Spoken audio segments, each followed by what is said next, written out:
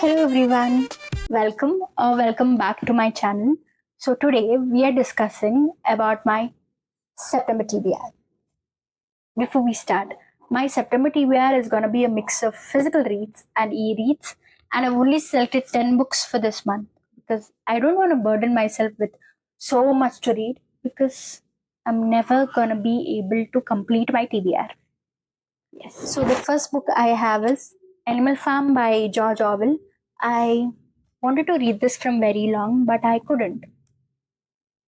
But it's in my English syllabus this semester, and I've got to be reading this, annotating it, criticizing it, and also, memorizing some of the stuff so that it will be easy for my exams. So the second book we have is House of Leaves by Mark Z. Danielewski. This book honestly is lying in my e-reader from last January, okay? I got so creeped out from it. I stopped it the day I downloaded it. I downloaded it because one of the creators in Insta told that the book itself was cursed and you will get that cursed energy if you read that. As soon as I heard it, I was like, download, and I downloaded it. And I got so much creeped out that day because I had it in my brain, I guess, that thing that it is cursed and stuff. So I stopped it. But this month I plan on finishing it. It is a horror book and I want to finish it because this is going to be my first horror book, I guess, which I started and stopped. I've never read horror books before. So the second book, no, so the third book we have is We Have Always Lived in the Castle by Shirley Jackson. This is another one lying in my TBR from January, which I haven't started because the cover. It is creepy and I have judged the book by its cover. But I'm going to finish that book also this month. I hope so. So the fourth book we have is Never Lie by Frida McFadden. Ever since I read the Housemaid series, I've been a fan of Frida. It's like I'm a die-hard fan now, okay? So I have high expectations from Never Lie. I think it's gonna reach the bar of my expectations. I'm very excited for that read. So the fifth book we have is Reappearance of Rachel Price by Holly Jackson. It's a big book, okay? So this is two. I read Good Girl's Guide to Murder last June.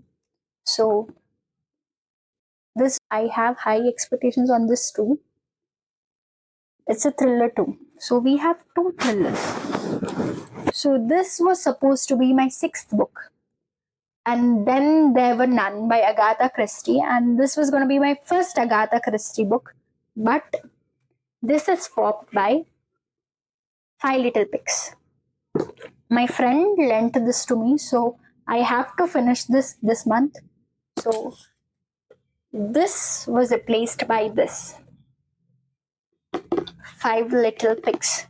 So I'm reading the synopsis for the first time. It is like a 21st birthday is a time of celebration, a time of look forward to the future, to marrying your fiancé, a time to forget that your father was poisoned by your mother and that she died in prison when you were only 5 years old. Carla's coming of age present is a letter telling her that Mummy was innocent. Desperate to clear her mother's name, she asks Hercule Poirot to go back and interview the original suspects, a stockbroker, his brother, a socialite, their governess, and a disfigured young archaeologist. This is interesting. Okay. I have another book which is not in my TBR yet because I want to complete it next one because my TBR is full. 10 was the last number I had. That Night by Nidhi Upadhyaya. Upadhyaya it is. It's also a thriller. I am into thrillers so much that if I am left, my TBR will be filled of thrillers. So I want to read other genres too. So I'm sacrificing it. And what is the seventh book we have? So the seventh book we have is Letters to a Young Poet by Rainer Maria Rilke. Rilke? Rilke. I might be pronouncing it very wrongly. I'm not sure. I have seen this book so much across the internet that I wanted to read. I wanted to read it long before, but I'm reading it now because I want to clear my TBR. I have expectations on this book because I trust in people's opinion. Time should answer this. And the eighth book we have is People in the Room by Nora Lang. So this is also a book I'm very excited about because I was supposed to read this in August because August was Women in Translation Month and I want to read at least one book. I ended up reading The Vegetarian by Hannah Kang. So this month I'm going to read People in the Room.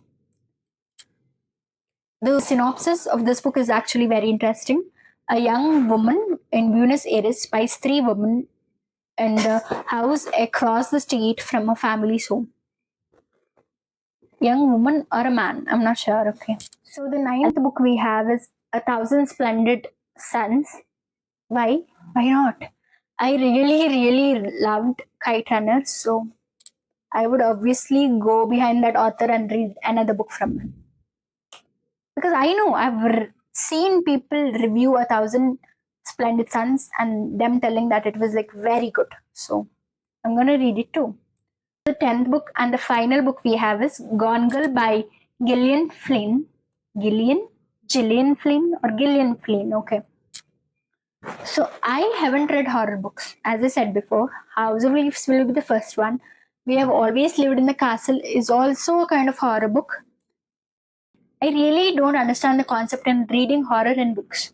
Because if it is movies, I'm the person who is most scared. So if it is in books, I'm not sure if I'll be scared. Okay. Says the person who was creeped out by House of Leaves. Okay. So I will see how it goes.